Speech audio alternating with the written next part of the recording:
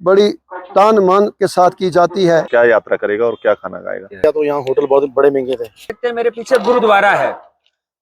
कभी भी आप पहलगाम आइए, कभी भी आप किसी भी धर्म से हो, किसी भी जाति से हो, आप यहाँ पे आके रुक सकते हैं। बहुत अच्छी जगह है, बहुत ही सुरक्षित जगह है ये पहलगाम के एरिया में। अगर आपको कहीं होटल नहीं मिलता है, अगर आप मीडियम बजट वाले हैं तो आप यहाँ पे आके रह सकते हैं। यहाँ का जो लंगर है, जो लंगर का प्रसाद है, उसको भी ग्रहण कर सकते हैं। देखिए, सब लोग होटलों में चले जाते हैं कहीं ना कहीं, और गुरुद्वारे में लोगों को पता नहीं है। जी जी, हमारा जो सिख धर्म है, इसकी परंपरा गुरु नानक देव जी महाराज पहली पातशाही ने चलाई है, उसने शुरू की है। तो महाराज की कृपा से लंगर आज तक हर दुनिया में, हर किसी कोने में गुरुद्वारे में लंगर चल रहा है। कोई गुरुद्वारे में कोई भूखा भी आ जाए, प्यासा भी आ जाए, भूखे को रोटी मिलती है, प्यासे को पानी मिलता है।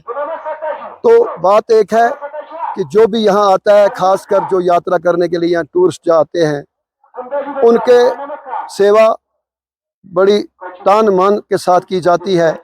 और जो मतलब सुविधा है, मतलब होटल वाले हजारों में लेते हैं, लेकिन हम लोग इनको मतलब ये भले बेचारे गरीब लोग होते हैं, तो ये अपनी मर्जी से दान देते हैं और समझो सेवा भावना करते हैं, और रसीद पर्ची लेते हैं, रसीद कटाते हैं। तो लंगर 2 टाइम होता है, चाय भी, हर कोई चीज़, कमरे। अब मैं आपके मीडियम चैनल का मैं अति ऋणी हूँ कि आप इधर आए, और हम लोगों से खासकर जो टूरिस्ट आते हैं, यात्री आते हैं, उनको 2 हाथ जोड़कर विनती करते हैं, जब भी कभी आप पहलगाम आए तो गुरुद्वारा साहब ज़रूर आएँ। यहाँ पर कमरे की सुविधा है, यहाँ पर खाने पीने की सुविधा है, यहाँ पर हर कोई चीज़ मुहैया है। काम में आए तो यहाँ पे जरूर है। आप जो यहाँ पे पर्ची कटाते हैं, उसके बदले में आपको रहने के लिए चादर मिलती है, रूम मिलता है, बहुत ही अच्छी व्यवस्था है। हम आपको रूम का कंडीशन भी दिखा देंगे। आपको लंगर मिल जाता है, सबसे बड़ी बात है ये, जो यहाँ पे आप पर्ची कटवाते हैं उसका आपको लंगर मिलता है। ये बहुत ही अच्छी जगह है। देश के कोने कोने में, दुनिया के कोने कोने में सिख धर्म जो है, उनके लंगर चलते हैं, गुरुद्वारे हैं। तो लोग कहीं आके यहाँ पे उनको परेशानी होती है, होटल ढूंढते हैं, अनाप शनाप तरीके से लोगों को लूटते रहते हैं। तो आप एक बार यहाँ के गुरुद्वारे में आए, यहाँ पे रुके, यहाँ का लंगर प्रसाद प्राप्त करें। भारत के कोने कोने से पहलगाम घूमने के लिए, अगर बेचारे, क्योंकि सब लोग अमीर नहीं होते हैं, गरीब बहुत होते हैं, तो उनका सुविधा नहीं होती है ज़्यादा पैसे की, तो लेकिन इधर खासकर गरीब लोगों के लिए दिल खुल के हम सेवा करते हैं। हमें हर जगह वो होता है। तो मेरा नाम त्रिलोक सिंह है, मैं मैनेजर हूँ इधर पहलगाम गुरुद्वारे का।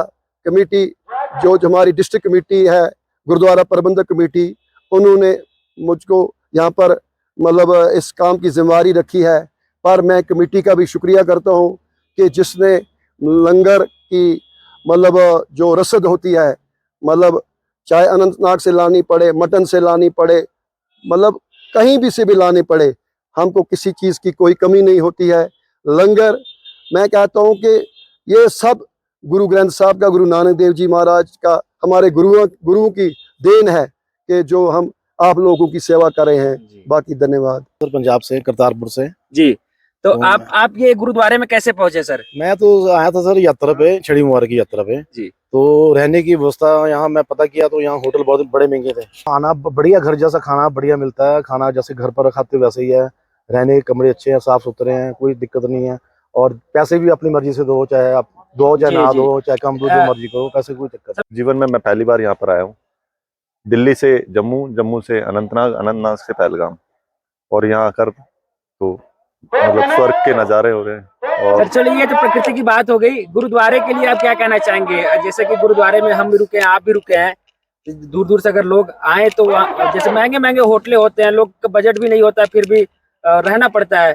तो गुरुद्वारे के बारे में आप क्या कहना चाहेंगे? लोग आए तो यहाँ पे कैसे पता करें? ये बात पहलगाम की नहीं है, आप दुनिया में कहीं भी टूरिस्ट प्लेस पे कहीं भी चले जाइए, वहां पर आपको अनाप शनाप पैसा मांगना, या देखते हैं वो तो कि हाँ मुर्गी आ गई और काट ले, ठीक है ना, और इतना रेट हाई बोलते हैं जिसका कुछ मतलब तोल ही नहीं है। गुरुद्वारे में मैं यहाँ से जा रहा था बाहर, मैंने देखा गुरुद्वारा है, मैं अंदर आया, यहाँ पर मैनेजर साहब मिले मुझे और मैनेजर साहब मिले, मैंने देखा कि यहाँ पर बिल्कुल मतलब इतनी सुख सुविधाएं हैं। मैनेजर साहब से मैंने रिक्वेस्ट की, उन्होंने रूम दिया बिस्तरों का, साफ सुथरे बिस्तर, बेड, और इतना ज्यादा कोई कॉस्टली नहीं। एक जी ऐसा नहीं है कि गरीब आते हैं यहाँ, एक से एक अमीर भी आते हैं, बड़े-बड़े लोग भी बड़े लोग भी आते हैं और सब स्टे करते हैं।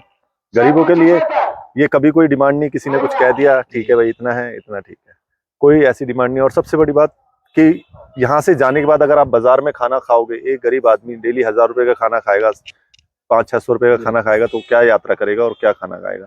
कि नशा, सिगरेट, तंबाकू नोशी, इस पर पाबंदी है।